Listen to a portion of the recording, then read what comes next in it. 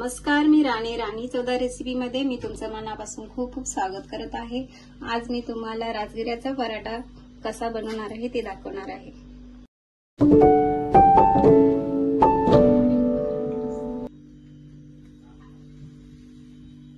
चला तर आपण आता पराठा बनवायला घेऊया। पराठा बनवण्यासाठी मी इथे अर्धा वाटी राजगिऱ्याचं पीठ घेतलेलं आहे। आता इथे मी एक बटाटा स्वच्छ धुवून साल काढून घेतलेला आहे, तो पण आपल्याला आता ह्याच्यामध्ये किसून घ्यायचा आहे।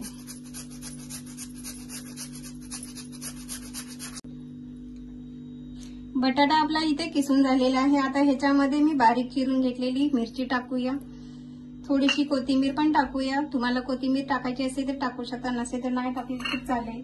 आता चवीप्रमाणे आधी पण मीठ पण टाकूया। इथे मी थोडं जिरा आणि काळी मिरी पूड पण घेतलेली आहे, ते पण आपण टाकून घेऊया। हे मिश्रण आपलं चांगलं व्यवस्थित मिक्स करून घेऊया आणि ह्याच्यामध्ये थोडं थोडं पाणी करून आपल्याला हे बॅटर बनवून घ्यायचं आहे। हे बॅटर आपल्याला जास्त पातळ पण नाही करायचं आणि जास्त दाटसर पण नाही ठेवायचं। हे बॅटर आपल्याला डोसा कसा बनवतो त्या पद्धतीने आपल्याला हे बॅटर बनवून घ्यायचं आहे।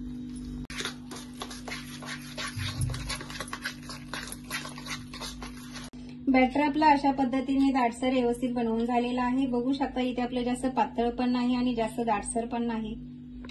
आपण आता इथे पॅन गरम करायला ठेवूया।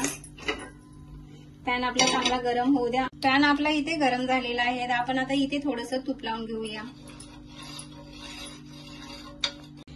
पॅन आपला गरम झालेला आहे आणि त्याला आपण तूप पण लावून घेतलेला आहे। आता हे आपलं बॅटर टाकून व्यवस्थित पसरून घेऊया।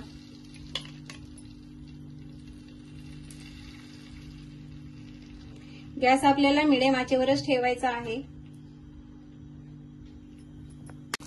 हा पराठा आपल्याला 1 मिनिटभर असाच ठेवायचा आहे, तो आपल्याला लवकर पलटी करायचा नाही। हा आपला तो पराठा वरून कोरडा झालेला आहे। आता ह्याच्यावरून आपण थोडंसं तूप टाकून हा पलटी करून घेऊया। हे तूप आपल्याला व्यवस्थित असं पसरून घ्यायचं आहे।